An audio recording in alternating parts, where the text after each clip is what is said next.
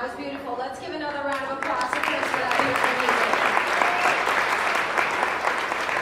It's such a pleasure to be serenaded with your voice and those poignant lyrics on a Saturday morning. So hello, Woodstock. Hello. This is such a beautiful town. It was really bustling this morning. There's lots of activity and people about. It's really beautiful, and we couldn't be happier to be here with you this morning. We've been touring around the state with a group of candidates, progressive candidates, and engaging with Vermonters and distributing lawn signs, registering people to vote. It's been a really great series of events, and we've really been looking forward to being here in Woodstock. We're only a month away from one of the most important midterm elections in history, and now is the most important time for everybody to get involved. We had a record turnout in our primary. We should be really excited about that, and I think that we've got another record turnout coming on November 6th. We all have to come together and fight for the future that we believe in.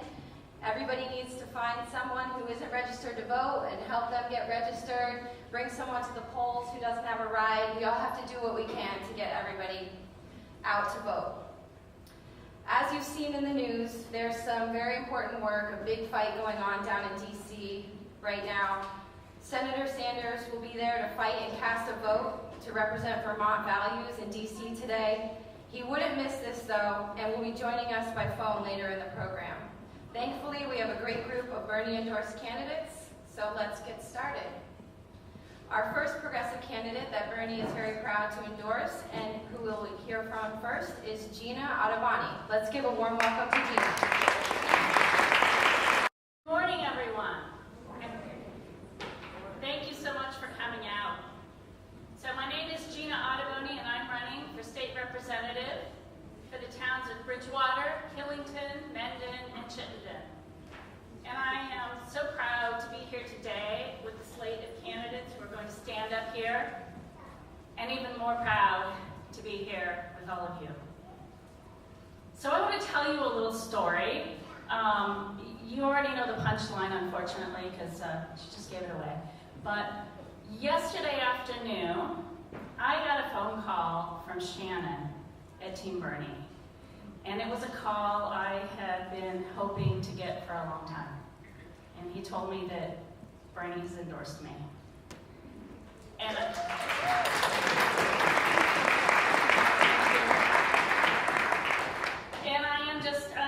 I'm so tickled and excited. It's like the mama of all endorsements, right? The other thing that Shannon told me was that I would need a few minutes to stand up here and talk to all of you. But I want to ask for your help. Can you help me out? Yeah. All right. So, how many of you want affordable health care? How about affordable dental care? How many of you think that we need to do a better job providing affordable, accessible child care? How many of you think that our students deserve a college education that doesn't break the bank?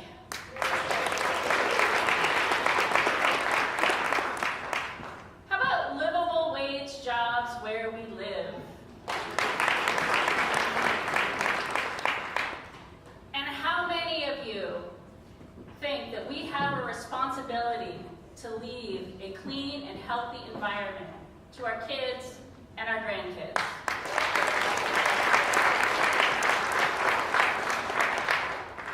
Yeah, me too.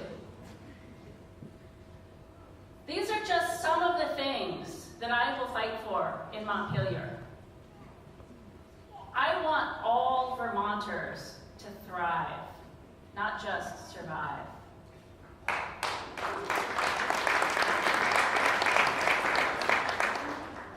Together, we can create a more socially, economically, and environmentally just society. Let's go fight the good fight. Thank you.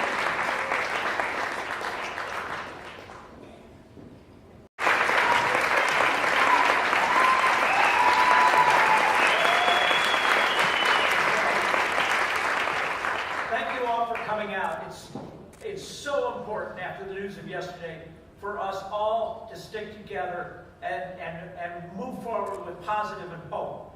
I will tell you, my life is a story of positivity and hope, and I'm so honored to stand in front of you today. I would have told you years and years ago that this wasn't even possible. But it is possible. It is possible because of people like you and the thousands of Vermonters before you that have fought for what is right and what is just. So thank you all for being here.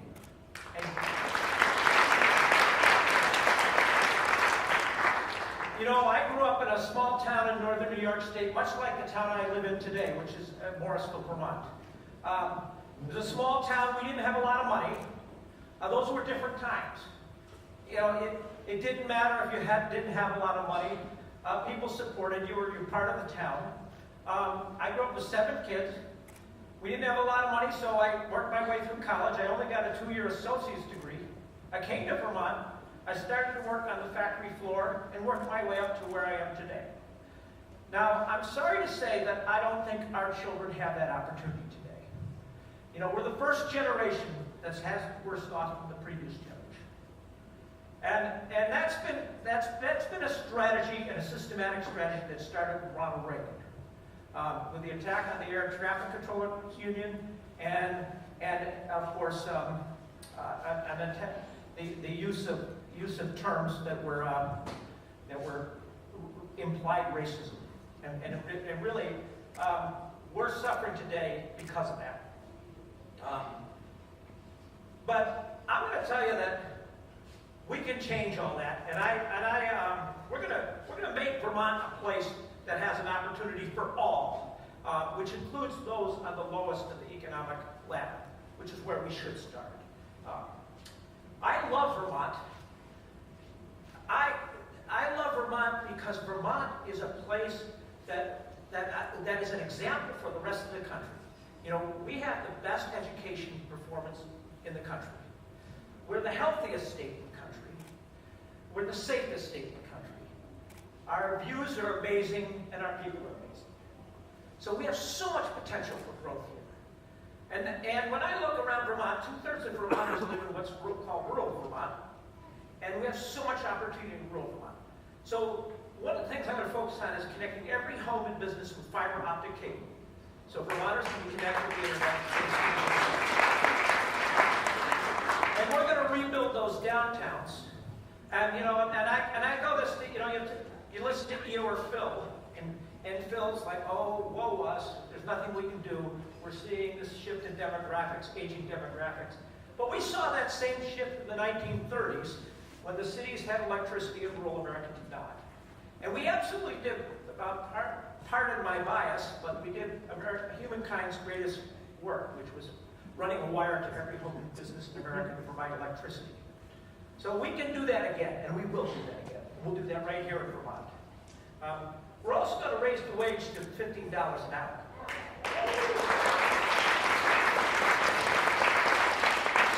And that's on the path to get to a living wage. And I like to remind the young people here today that if we adjust the minimum wage for inflation since the late 60s, it would be $22 an hour right now. And most people got benefits back in the late 60s. So the minimum wage was over $50,000 a year. And if you think of $22 an hour, when I ask what does it cost to live in a 2-bedroom condo unit or home in rural Vermont, $22 an hour. So there's a very logical thing that happened in terms of affordability of homes. And so until we get to a living wage, we're going to have to help our young people get into homes, just like we did in the late 40s when our veterans came back from World War II. And of course, we're going to make higher education available, and we're going to close the wage gap, which we, just a couple weeks ago, we already introduced. We've already introduced a plan. So as soon as we get in office, we roll out, which is to make it, anybody that's living below the poverty line will be able to go to college for free in Vermont. And that's a capital. So when I talk about education for all, affordable education, health care for all, and a living wage, I get confused because, people call those progressive ideas. That's called being a civilized society.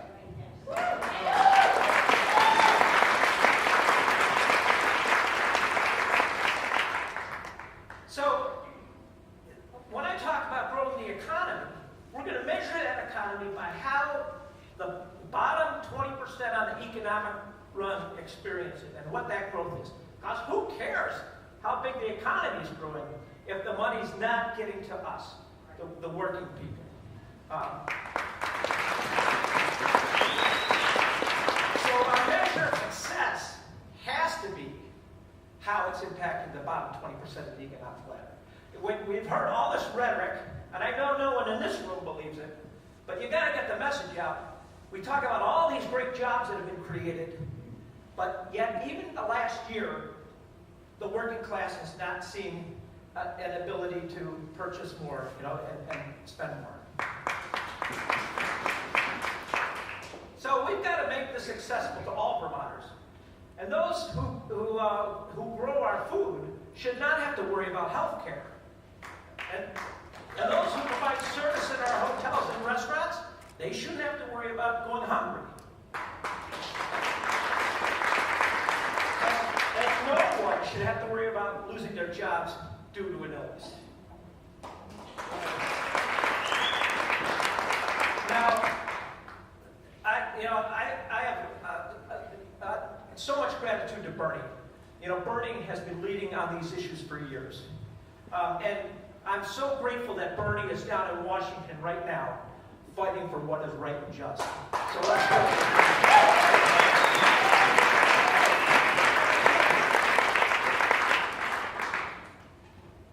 So, I know you all here go out and vote.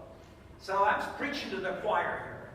But what I ask of you is to get out there and get every single person you know out to vote. If there are shut-ins, drive them to vote. If there are people that aren't registered, get them to vote. Give people a hope, because we can have a political revolution. Every 4 years we get to overturn our government. So we can do that, and what people would have you believe is you can't, and there's a reason people try to get you to believe you can't, because we've seen that massive transfer of wealth that's resulted from decades of apathy. So I'm going to tell you, I know we're a civilized state. Vermont's a beacon of hope to the rest of the nation. And I'm making a prediction. I'm making a prediction that I'm going to be telling my children's children that 2018 was the year we made history.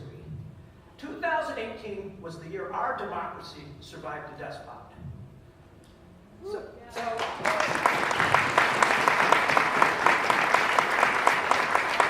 when I talk about achieving these goals like healthcare for all, we're going to work, and I've already started this work with other governors, we're going to form a union of states in order to achieve the goals of Medicare for all.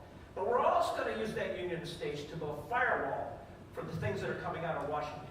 And we're going to build a firewall to protect the immigrants and our migrant workers here in Vermont.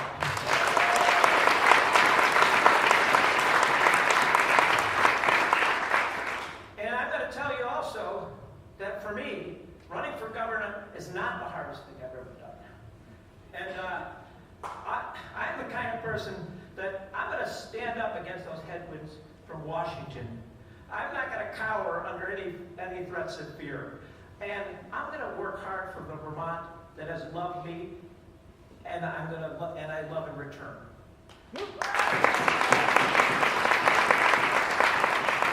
finally, I make a promise to all of you. I am going to make Donald Trump very uncomfortable.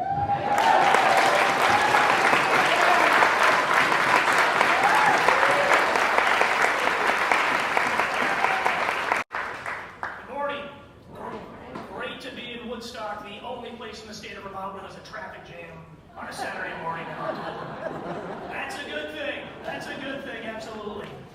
Listen, given last night's news, I want to acknowledge what I'm hopeful about. Chris Sale pitched a great game, and the Red Sox are up 1-0 to the Yankees.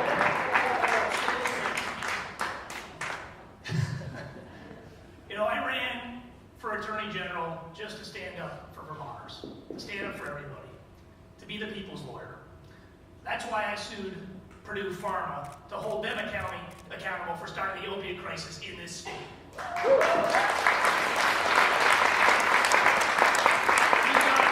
done a great job with the leadership, like Senator Allison Clarkson, on building out prevention and treatment, but it's time for a corporate accountability, and a Vermont jury is going to hear our story soon, and I look forward to that day.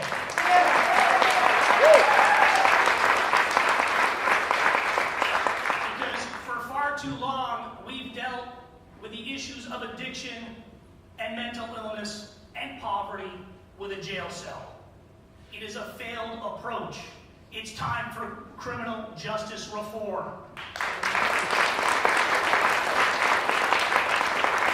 When we spend more money on locking people up in this state than we do than sending them to colleges like UVM, Castleton, and Johnson, that is a misplaced priority, and we all have an obligation to speak out against it, because being poor is not a crime.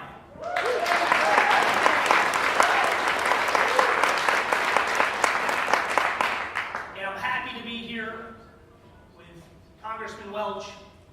I'm glad that Senator Sanders and Senator Leahy are down in Washington fighting a good fight, because I know this. Absolutely. Thank you, Johnny Gaines. I know this. When the federal government steps back, Vermont steps up and stands up for everybody's civil rights in this state, regardless of who they are, where they're from, what they look like, who they love, how they identify, or who they worship, because we believe equality is a fundamental principle and value of this state. This is what the Green Mountain State stands for, and I've been proud to stand up and lead the charge against the Trump administration on these hateful acts.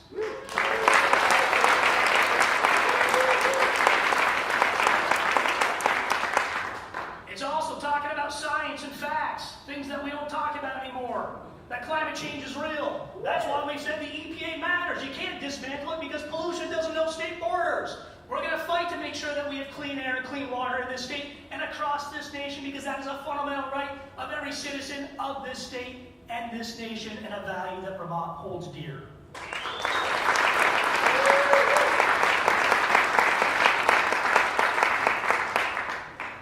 And this is about opportunity. And I've been in Montpelier for 2 years. It's been an interesting experience. And this is what I've learned. We gotta listen to Vermonters. We gotta trust Vermonters. And we gotta provide people the opportunity to get ahead. Because everybody in this state deserves the opportunity to achieve their dreams based on their ability, based on their talent, based on their desire. But we also have to know this, that the starting line is not the same for everybody. We gotta make sure that we provide opportunity and a hand up for everybody in this state to be a law-abiding, productive citizen, because a job is the best form of public safety. Let's work and give everybody an opportunity to get to work, to be a productive citizen, and achieve their dreams. That is what a safe and vibrant community is for everyone.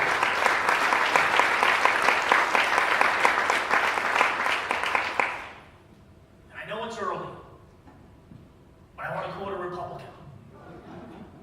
My favorite Republican. Dave Zuckerman's favorite Republican.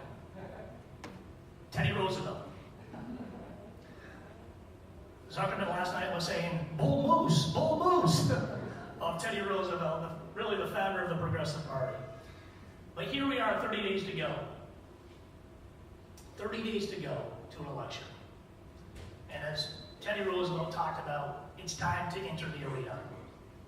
Because no longer can we have cold and timid souls who know neither victory nor defeat. The stakes are too great.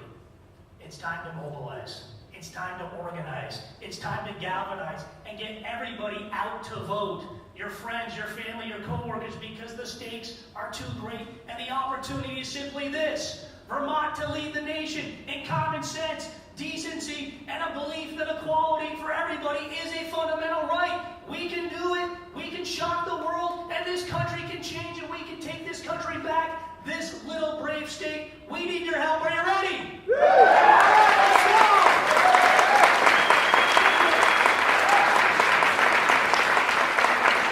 Let's go! Chris earlier for great music and a lot of great words, and also thank you for interpreting. Can we give it up? I've actually got just a couple minutes because we do have the senator on the phone shortly. First, thank you so much for your support a couple years ago. It's been an incredible honor to serve you as Lieutenant Governor. And we are really all struggling, I think, with yesterday, this last week, and of course today. When I was elected 2 years ago, I thought of two things that night. I should have been elated. I, of course, was not. I looked at my 10-year-old daughter and thought about climate change and the Supreme Court. And they stole one seat and they're ramming through the second one. And yesterday, listening to our New England Republican, the kind that we can have some faith in, that believe in the foundation of our democracy, talk about the breakdown of what's happening in Washington, really dispirited me beyond many, many things. Because Susan Collins had the opportunity over much of the last 3 or 4 years to maintain what we all believe in the institution of democracy, and she went along with every single change that Mitch McConnell and others put through to get us to this point today, and then said, it's too bad it's all broken down, but I believe this person. And that's tough, and I know we're all living with that right now, and will be, and my daughter will be the next 30, 40, 50 years, and that's hard to get excited about what we're going to do moving forward. But the reality is, here in Vermont, we have that opportunity. Here in Vermont, especially if we get Christine Hallquist elected and change our governor, we have the opportunity to do what's right for wages and raise the minimum wage, pass paid family leave. We have the opportunity to do what's right about cleaning our waterways and supporting our farmers so they can actually make a living instead of beating up on them. We can do what's right in terms of making sure we have safe, reproductive freedom, access, and health for everyone.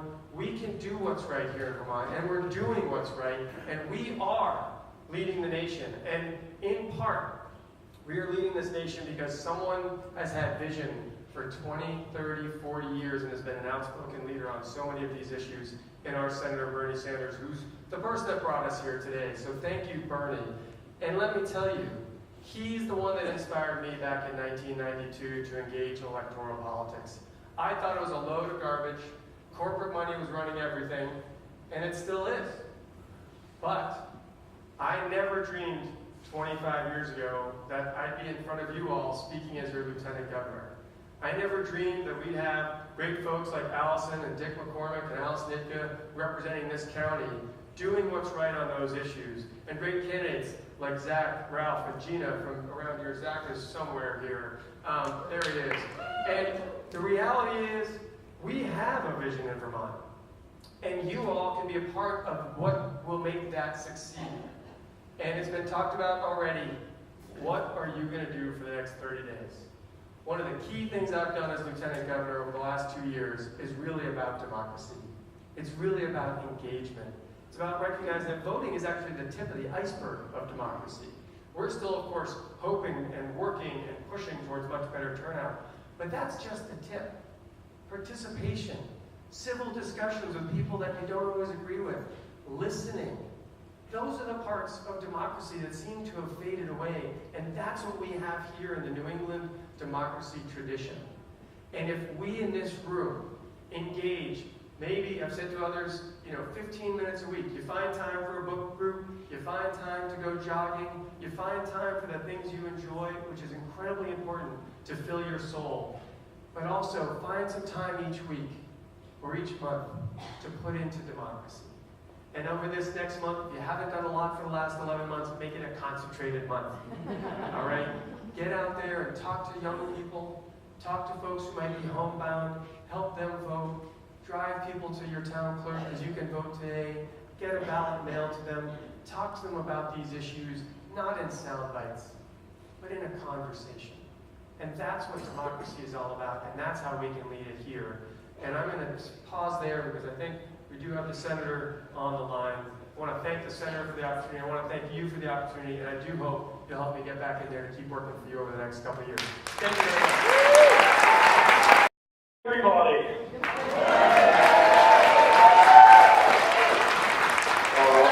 I am very sorry that I can't be with you in Woodstock this morning, but I have a rather important task in front of me this afternoon, and that is to cast a vote in strong opposition to Brett Kavanaugh becoming a Supreme Court justice.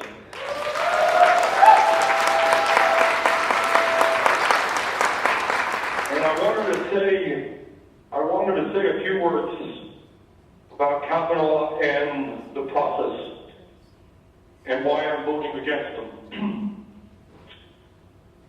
I think the American people, in many respects, are not fully aware of the role that the Supreme Court has played in damaging the lives of working people over the last many years.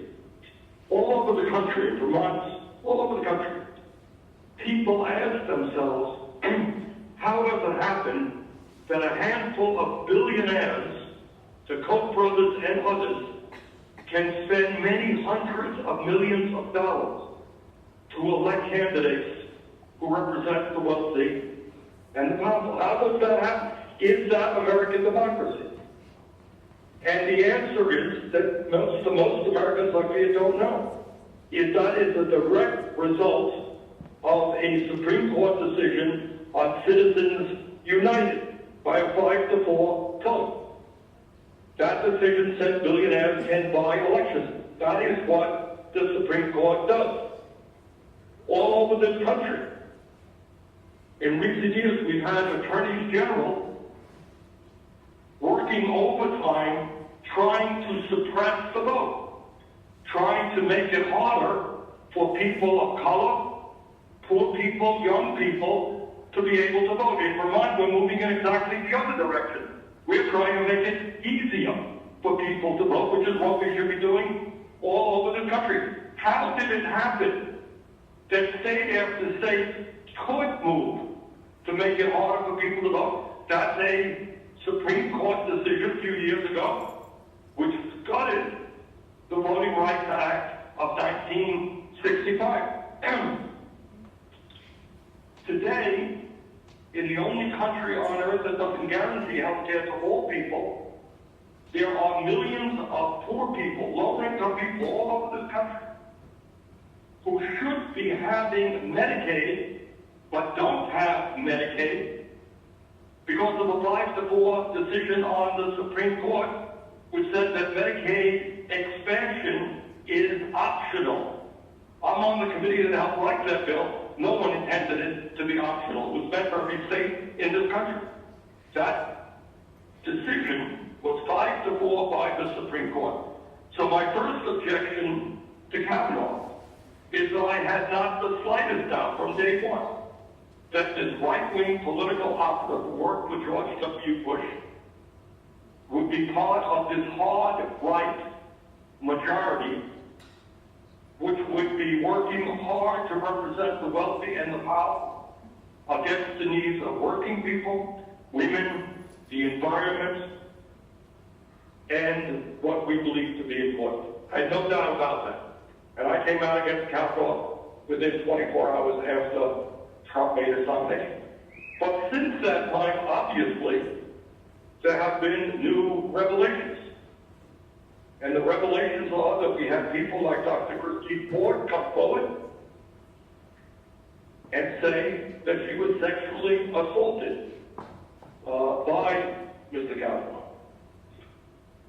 I can tell you, without going into the confidentiality aspects of it, I read the FBI investigation. It was absolutely a very limited investigation. It did not even, the FBI did not even speak to Kavanaugh, did not even speak to Dr. Ford. So I think that the idea of seating somebody on the Supreme Court who has been accused by very credible people like Dr. Ford regarding sexual assault is unthinkable. And the third area that people should be cognizant of is that, and Senator Leahy did a very good job on that, he's on the judiciary today. It turns out that in area after area, when Kavanaugh was asked questions now and in his previous time when he came before the committee, it appears that he did not tell the truth in many, many instances. One example is that years ago, Republican staffers stole information from Democratic staffers on the Judiciary Committee. It was a big deal. And Leahy asked Kavanaugh, have you seen that information? Did you use it when you were in the Bush White House? He said, no, never saw it. Well, recent evidence suggests that was not the case. In terms of his drinking, the issue was not drinking, the issue was in saying that he did not have a serious drinking problem, and yet friends from high school, college, law school suggested otherwise. In all likelihood, he did not tell the truth to the committee. So for all these reasons and more, I will cast a very strong vote in opposition to Kavanaugh. But what is going on here in Washington is a lot more than Kavanaugh. We have the President of the United States, who in my view is the most dangerous president in the history of this country. And it's not just because he has given $1 trillion in tax breaks to the top 1% at a time of massive income and wealth inequality. That's pretty bad. It's not just that his budget wanted to cut Medicaid by $1 trillion, Medicare by $500 billion, the Social Security Disability Fund by $72 billion over a 10-year period. That's pretty bad. It's not just that these guys fought, Trump and the Republican leadership fought to throw 32 million Americans, including many Vermonters, off of the health care they currently have, and thank God by one vote, we were able to defeat that. All of that stuff is awful. It's not just that we have a president who not only doesn't recognize the reality of climate change and what it is doing to this planet and what it will mean for our kids and our grandchildren, he is actively working with the fossil fuel industry to allow more carbon to get into the atmosphere to make a very dangerous situation even worse. But on top of all of that, what this campaign is about, why all of us have got to do everything we can to elect the people in the room there, candidates, statewide candidates, local candidates. What this election is about a president with the support of the Republican leadership here in Washington that is doing something that we have never seen in our lifetimes under Democratic presidents, Republican presidents. And that is for cheap political gain, to gain a few more votes. This guy in the White House is trying to divide our people up based on the color of their skin, based on the country that they came from, based on their religion, based on their sexual orientation, based on their gender. Men versus women. Every president, including conservative presidents like George W. Bush and his father, understood that when you get to the Oval Office, one of your fundamental responsibilities as the president of the American people is to bring people together. And this guy, in a way that we have never ever seen, is trying to divide us up. And by the way, when he does that here in the United States, he sends the signal to authoritarian type people, type leaders all over the world, that is the direction that they should be going. And we're seeing a rise of authoritarianism. We're seeing a tremendous rise of anti-immigrant feeling all over the world, and Trump is playing a horrific role in that. So think about America. Think about what we used to be, leading the world in the movement toward democracy, anti-discrimination, dignity, and now we're moving the world and our own country in exactly the opposite way. All right? Now that is the bad news, and it's pretty bad news. But I want to give you some very, very good news.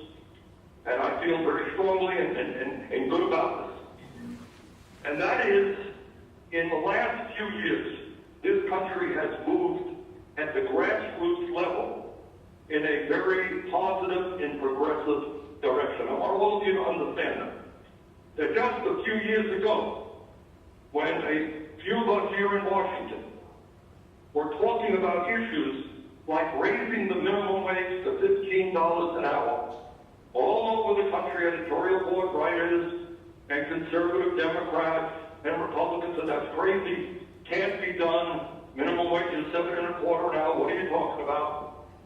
Well, right now, not only do we have 30 co-sponsors on my legislation in the Senate to raise the minimum wage to $15 an hour, more importantly, from coast to coast, we have cities and states that are moving in that direction. And by the way, very importantly, we need a governor in the state of Vermont who is not going to veto a $15 an hour minimum wage bill. And I thank the legislature for passing it, but he's going to proudly sign that bill.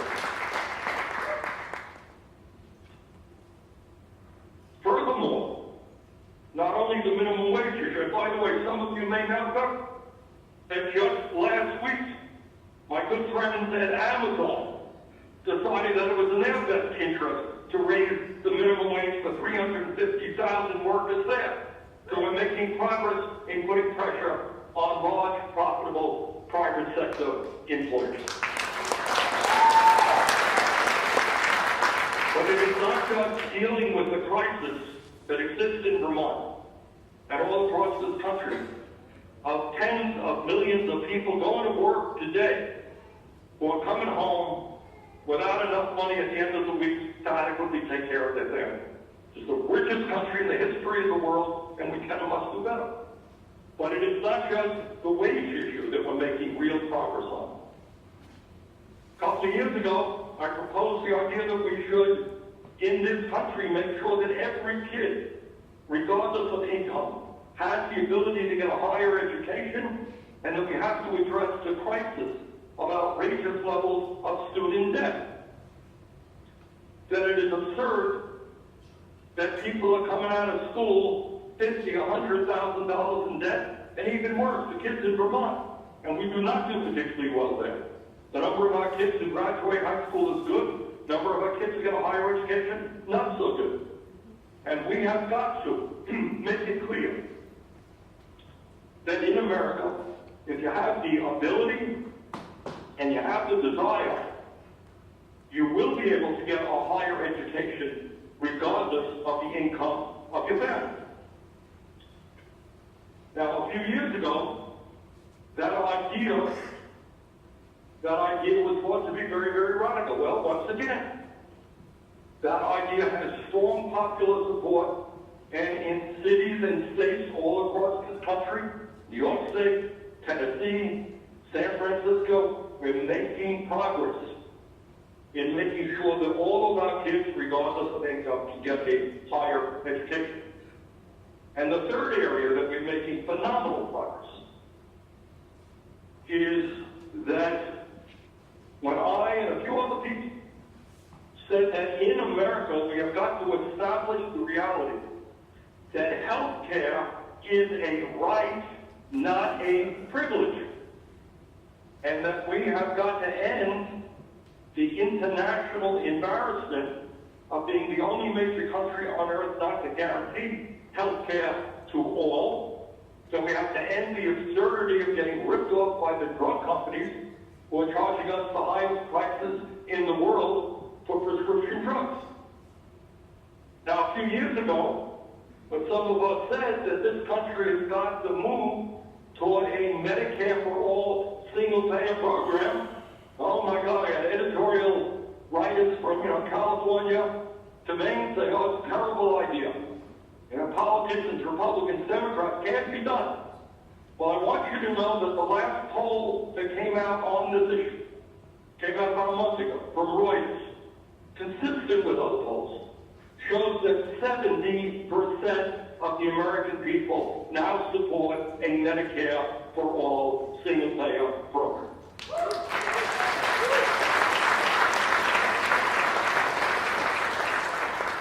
So the good news is that our ideas that many of you have heard me talk about in Vermont for years, ideas that once seemed radical, people are now moving toward our positions. $15 an hour minimum wage, public colleges, universities, tuition-free, Medicare for all, criminal justice reform, immigration reform. These are ideas that today are part of what the American mainstream believes. In terms of climate change, we are also gaining momentum despite what is going on in the White House, because people with their own eyes see what is happening. If you're in Florida, and I was in Florida, you see the algae that is there, and the knowledge that Miami Beach may be underwater in 50 years. If you go to Minnesota, where people used to do ice fishing, and they no longer do ice fishing, go to Burlington, where the lake used to be freezing over all of the time, not the case anymore. You look at the agricultural areas, where the nature of crops are changing because of the climate. People are seeing that reality. They're seeing California burn with unheard of levels of forest fires, heat waves in Europe, India.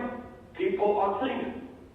And what we have got to do is not only stand up to Trump, but in Vermont, we have got to lead our country in terms of energy efficiency, in terms of such sustainable energies as solar, wind, and other technologies. And if Vermont can lead America, America can lead the world. And what that means, by the way, is not only combating climate change, it means lower fuel bills for working people, and it means the creation of millions of good-paying jobs. So we have that opportunity now in Vermont to lead the country and lead the world. Let's get to work doing that. Our last point that I want to make is that in this country, what we are also beginning to see is a revitalization of American democracy. And that is the unpaid. We defeat billionaires who have unlimited supplies of money, who are running ugly 30-second TV ads all across this country. Is the only way we beat them is when we see an unprecedented level of citizen activity. And we have got to redefine in this country, especially for the young people, what living in a democracy is about. You know, I know in the next couple of weeks, everybody's going to be excited about the baseball playoffs and the World Series. And we're, you know, when the Super Bowl comes, zillions of people sit on front of their TV. Well, you know what? The future of this planet, the future of this country is almost as important as who wins the Super Bowl or the World Series. And that means that we are reaching our role in a democracy. Not good enough to sit back and moan and groan. Not good enough just to vote every 2 years or every 4 years. And by the way, let me remind everybody in the room that 4 years ago, in the midterm elections of 2014, in Vermont and throughout this country, we had the lowest voter turnout in 70 years since World War II. And Republicans won sweeping victories all across the country. And that's what happens when turnout is low, when young people, working people, do not vote. So it seems to me that our goal is pretty clear. In Vermont, in the last couple of years, and I thank the legislature and the Secretary of State, our election laws have become much more progressive, much easier for people to participate. Let us take advantage of that. Our goal should be to have the highest voter turnout rate for a midterm election in the history of the state of Vermont. And if we do that, and that means each one of you bringing out 2 or 3 or 4 of your friends or relatives, get them out to vote.